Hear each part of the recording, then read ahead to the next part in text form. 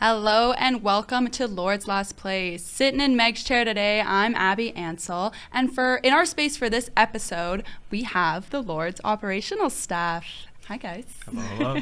How are we doing today? Very good, very good. I'm waiting for the warmer weather myself. I mean, I don't trust the weather forecast anymore. It just keeps lying. So glad to hear you guys are doing good. To start off, can you kind of tell us a little bit about yourselves, who you are, and kind of what you do in the operational space?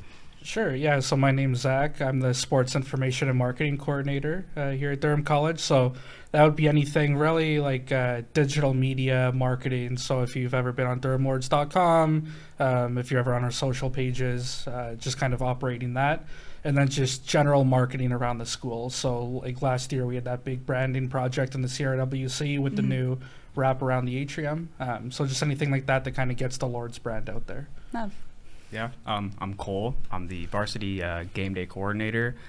So, everything you see online and like graphic-wise is Zach. Everything you see in person at our game days, that's me. Everything from the setup to takedown, all the staffing you see there, the broadcast, everything in person for our games, that's me. And then also doing my job over at the esports arena too, helping manage all that. So I've been very busy, but, having a good time. You both are very busy, but it's kind of like your jobs go hand in hand to make the overall fan experience and athlete experience something to remember. For each of your positions, how long have you guys been doing this? I stepped into this role in February of 2022. Not a math guy, but I think this was my fourth season. But I came to Durham several years ago for sport management, and I was on the game day staff all 3 years, so got a little bit of experience there, and then came back a few years after I graduated into this full-time role. Nice. And yourself? I came here for broadcasting in 2022, 2021, one of the two. And then did my 2 years on game day, just like everybody else, and ended up sticking around. Made my way through here once I graduated. So in my actual role here, this is my third year actually working here, but on game day, like as a student and staff member, it's 5 years now. So 5 years. Really pushing it. It's nice to hear that you guys, we're both here for school. Kind of got a feel for the Lord's atmosphere, work, and all that, and then eventually continued on with it. It's nice to hear. I'm sure the higher-ups would be very happy about that. Green and gold, baby. Now, when you were applying for this role, when you saw this role, how did you get into it? Was there someone who kind of gave you a nudge and a little bit of a push into it? Was it something you just came across one day? It was interesting for me. At the time, I wasn't looking for a new job at the time. I was happy where I was, and I kept in contact with people that had been working here, like our full-time staff. Like I was still talking to Scott. I was still talking to Chris Cameron, who was here before, and around Christmas, Chris had reached out to me and said, hey, this job's going to go external in a couple weeks. Like, you should keep an eye out. You'd be good for it, and take a look at it. And I just thought, why not, right? Like I said, if I don't get it, like I'm happy where I am. If I do, I think this would be a great step for me. Yeah. And went through the interview process, felt good, and next thing you knew, I was here. So. Ta-da! And yourself? Yeah, I mean, I'm not gonna lie. I say this to everybody. I definitely got pretty lucky to be here, like how I got here. So being a student on game day. Just working hard, doing my best. I enjoyed what I did, so I was, one of the first people here every day, one of the last people here. Just if you're passionate, it's natural, right? So I got to do that for the 2 years, and then as I was graduating, my boss DK, shout out to DK, he was moving into another role, so the position was open at the perfect time for me when I was graduating. So I took the chance and interviewed, and here we are. 3-4 years later. Ta-da! Yeah. No, you guys kind of sound the same as it's kind of just, it happens. Yeah. You just kind of fall into the right place. Like my position as announcer, just kind of sending that email and going, why not? Like maybe. And it worked out in my favor. So it's always nice to see when things come along like that and just the timing lines up and everything works out for the best. And now we're here long term. So segueing into my next segment of team dynamics and kind of personal experiences, looking back on this past season, this past competition year, what was a highlight for each of you? There's a lot, but for me, the one that stands out would honestly be the men's rugby final. It was just such a unique day. Like Cole, myself, Christina, Scott, we all got there early to set up. You know, it had been pouring all morning. It was cold. We got there. It was muddy. All of a sudden, there's sun. It's somehow colder than it was before. You know, they're playing in the sun. Then we had that 15 minutes of heavy snow. Yeah. So it made for a unique game. A lot of unique photos and video that we wouldn't otherwise get in a normal game. And it was just like, I don't know, the atmosphere played a large part in that. We didn't get the result we wanted, right? But the Lords went into the game undefeated on the season. We had beat Humber earlier in the year. There was just a lot of hype for the game, and I think everybody felt that excitement. Like, the parking lot was full. We had to tell people to park off site, and we got a bus and brought people in. So a lot of cool moments through the year, but that's one that I look back on and I was like, that was unique, that was special for sure. I remember going home with freezing cold hands. I'm like, I can't turn the mic on and off with gloves on. What about for yourself, Cole? Something that really stood out, something that almost like a we did it moment. See, I hate that this is a cop-out answer because my moment is the same one that Zach just said. Yep. Because here's the thing, right? When you're in this role, like me and Zach, we go through a lot of days here, a lot of games here. So the championships are the ones that stick out, right? Yes. And, you know, some years we get to host a lot of championships, play in a lot of championships. Some years we don't get to, unfortunately. This year was one of the ones that was lesser championships for us. So, yeah, I mean, the rugby championship, that one, it stands out, I think, above the rest of them. The photos that we got from that in the 15 minutes of that crazy, like, downpour of snow was some of the best photos that we have of the year. Those are the ones that we got to be submitting for best photo.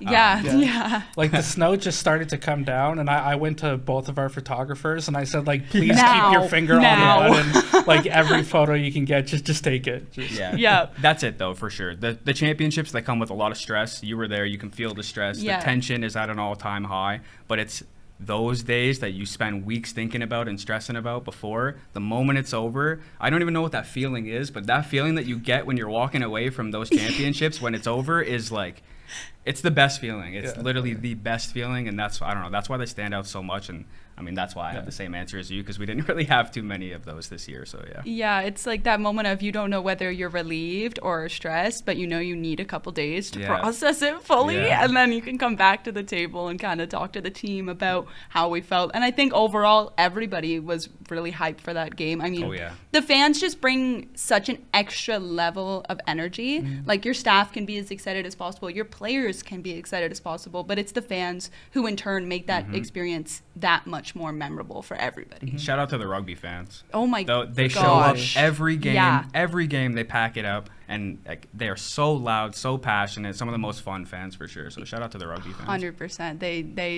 They never disport. Never disappoint. No, right. But all the Lords fans, they really got it wrong. Yeah, I'm sorry, I didn't mean to pick favorites there. For Zach, you were named the College Sport Communicators 30 under 30 class of 2025. Congratulations. Thank you. How does that feel, kind of seeing all your hard work, really pay off in a written sense? Yeah, for sure. It's definitely an honor. It's something I wasn't really expecting. In this field, we have a lot of really bright people that do a lot of really cool things. So just to be recognized with other people in this field is awesome. And it's definitely not an individual award, though. Like, without the student athletes, the coaches, the fans kind of buying in to the content that we're trying to make and produce, I wouldn't have anything to post. Yep. And obviously having the support of the staff around me, again, just I can't even really put into words what like that means. It's just it's something that everybody is buying into, and that everybody has a hand in. So I'm really grateful for that. Yeah, absolutely. Cole, when away teams come to Durham, they always praise for the hospitality and the atmosphere that your staff bring to the game. What do you say to them, to your staff, to kind of instill that sense of everybody here is welcome, everybody deserves the same level of, integrity and passion towards their game? And how does that set Lords Nation apart? For sure. That was a good PR answer, by the way. I think what I really try to push to our staff and, you know, everybody around here is, you know, it doesn't really matter. Like we can have the prestige, right? We can create that prestige. We can make everything feel very high quality with whatever resources we have. You know what I mean? So whether it's like if my staff is acting extremely professional or introducing themselves to the opposing coaches or opposing players, the little things like that actually do make a big difference. Yeah. Where coaches just having the game day staff come up and say, "Hey, how are you? I hope you have a good luck tonight." That they don't get that, and my staff does that, and that's something that we just always push, right? Like we're all very respectful. We're all here. We all love our job. We're all working in sports, right? Nobody's in a bad mood when we're there for game day. Everybody loves what they do. Everybody knows that you could be working something that's not sports, right? Yep. And you know, we're all just very happy to be here. So I think that's why it feels so good on game day, right? Everybody is just, we're all happy to be here. We're all passionate. And then I think if you're in a situation where you're surrounded by people who are passionate about the same thing as you, it's just, everything is just going to go extremely smooth. And that's why, like, I don't know, everything on game day this year felt awesome. Everything last year felt awesome. And I think we're always moving in the right direction, right? Yeah. The amount of 100%. things we introduced this year, the amount of, like, even the scores table, I think this year, like, we really stepped it up. We're utilizing all the little things that we have, and we're just figuring out ways to just pull more out of them and try to pull more out of the fan experience and everything like that. So I don't really know, like, exactly what we do, but it's just a mixture of 100 things and all the talented staff we have here. So, you know, that's Yeah, I was that's gonna really say it. if you get good staff, you know, Yeah. they do the job for you, right? Like it's Exactly. not a lot of telling. Like Yeah. I can remember like you just saying about like people appreciate it. I can remember a coach coming up to me after a game and they're like, I think they're from La Cité, so some of the harder names because there are a lot of French names. And they're like, you said everybody's name right. And if I didn't know at the beginning of the game, I'm going up and asking them because it's just that little thing that can put, even if it's win or loss for either team, that puts their experience a little bit higher in their mind of like, I do like playing at Durham because they do X, Y, and Z. So I feel like, especially our school with, like you said, scores table atmosphere overall, like we do go above and beyond to try and provide that for everybody. I also have a little shout from Meg here in my script, thanking Zach for knowing all her angles. Says, action shots are straight fire, and I owe that to you, is what she says. Her words, not mine. That's so, funny. so thanks, Zach. All right. My last segment is about just some advice. So what piece of advice would you guys give graduates who want to pursue a career in, you know, post-secondary athletics and operations? I would say be willing to try anything. Yeah. This industry really rewards people who are adaptable. So, like, you know, we have people on game day that, you know, we tell them when they come in, you know, okay, you might be you might be on stats for most of the year and that's your thing. But, you know, if we run into issues or if we're short staffed, like you have to be able to know how to do shot clock. You have to be able to know how to hop on a camera for the broadcast, whatever it is. So just be willing to learn new things and don't wait for the perfect job right out of school, right? You want to get your foot in the door. You want to show that you're willing to make connections, that you're willing to basically that you're just willing to learn and say yes, right? You never know what you're going to like. I came here for sport management, not ever thinking I would get into a digital media role. I didn't necessarily think it when I graduated, but I came here, took this job, and I couldn't imagine being anywhere else now or doing something else. It's just love what I do. So just be willing to try and learn new things. Say yes, and you never know what you might accidentally learn that you like. Yeah, that's actually still being said to us by sport management professors. Yeah. Don't expect to be the general manager of the Toronto Raptors upon graduation. Say yes to every opportunity that's presented to you because you never know what might fall into your lap by just saying yes. Right. Like I speak to the sport management classes every year, and I always start with like, I know that your professors tell you every single day to network and make connections. And after a while, you're probably like, all right, whatever, I get the point. No, network and make connections because networking led to my internship, led to my first job out of school, led to this one. Like it's all just, you know, one big ladder. Like Like, don't roll your eyes. Like, do network. It is incredibly important. It's not what you know all the time. It's also who you know. Makes a big difference. That's Help the big me. thing. Yeah. You're like, and here I am. For yourself, what would you give to graduates who want to pursue something? Yeah, I mean, that is the key piece of advice for sure. Say yes to everything. Any opportunity you get, take it and just make it yours. Do your absolute best and expand upon it, right? If you can make something more of something that was in the past, you know what I mean? You can create your own lane. Yeah. And another do not expect to work a 9 to 5. You will be working a lot of late nights, a lot of early mornings. Sports, it's love and labor. It's a lot of stuff that goes into this stuff. We are here many hours before you think we are before a game, and many hours you think we are after a game too. So I don't know. Expect the long days, the long nights, but here's the thing: if you're coming into sports, you're coming into sports because you're passionate about it. Yeah. So you're already going to be okay with those long days and long nights. This isn't the line of work that you get into because you think, oh, I can make a lot of money in sports. It's that you're passionate, you love sports, you want to do what you love for work.